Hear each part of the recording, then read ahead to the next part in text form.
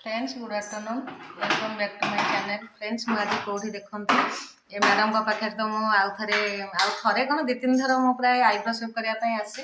आज आउ गए नुआ जिन हम से भिडियो देखले जापर दुकान ना कौन बिलहाटे पूजा मार्केट ये नुआ कर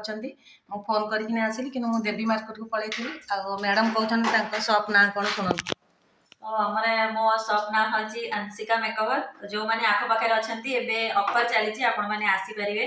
आउ ब्यूटी सर्विस बहुत भलो रे सेटा ब्यूटी सर्विस दिया जाउची भलो प्राइस रे सेटा भी आपण माने आसिकी ब्यूटी सर्विस नै परिवे। तो कोनटा कह दियो भा को कोन तो आज दीदी कर सब थर का आसंदी दीदी आईब्रो करकी जानती तो आज आछंदी दीदी कर आज फेशियल हो आउ फेशियल बटे भलो ब्रांड रो तांकर फेशियल करबी। तो चलते देखिए एबे केमती कोन फेशियल होची आउ फाइनल लुक आपण दीदी कर देखिए। देखो मु तो देखिया पे पूरा बुढ़ी मार्केट बुलिया देखिया हमको रेखा मैडम केमती कोन करछंती फर्स्ट टाइम करछि कारण मोर सब सांग माने प्राय फेशियल करछंती। आज टी हजबैंड कर ये काम अच्छी मार्केट में मुझे जहाँ किसी टाइम मिल मत घंटाटे से देवे देखा जाओ केमती होची फाइनल लुकटा से आप देखिए। देखिया मत 40 प्लस रू केमती 20 प्लस कर रहा सरप्राइज चलते जीवा देखा आगे आसतु सब ए नुआ खोलची बेली सबटा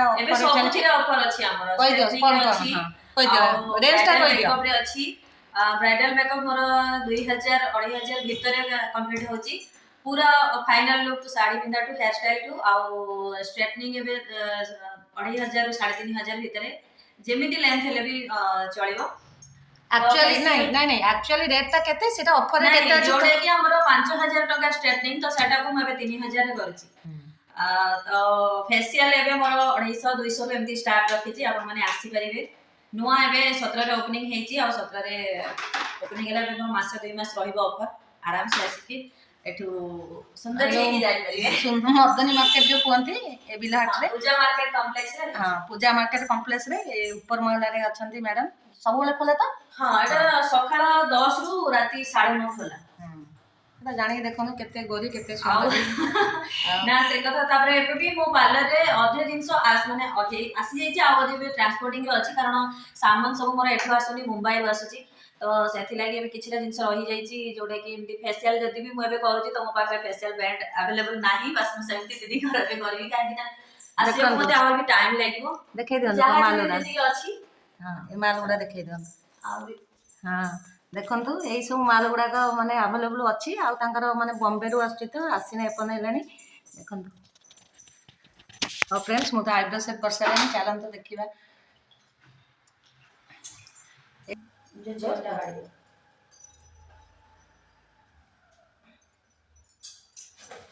ये भी का गोल्ड अछि ना खोल देबी खोल दो ना। तो फ्रेंड्स चलन तो स्टार्ट करोगे मैडम के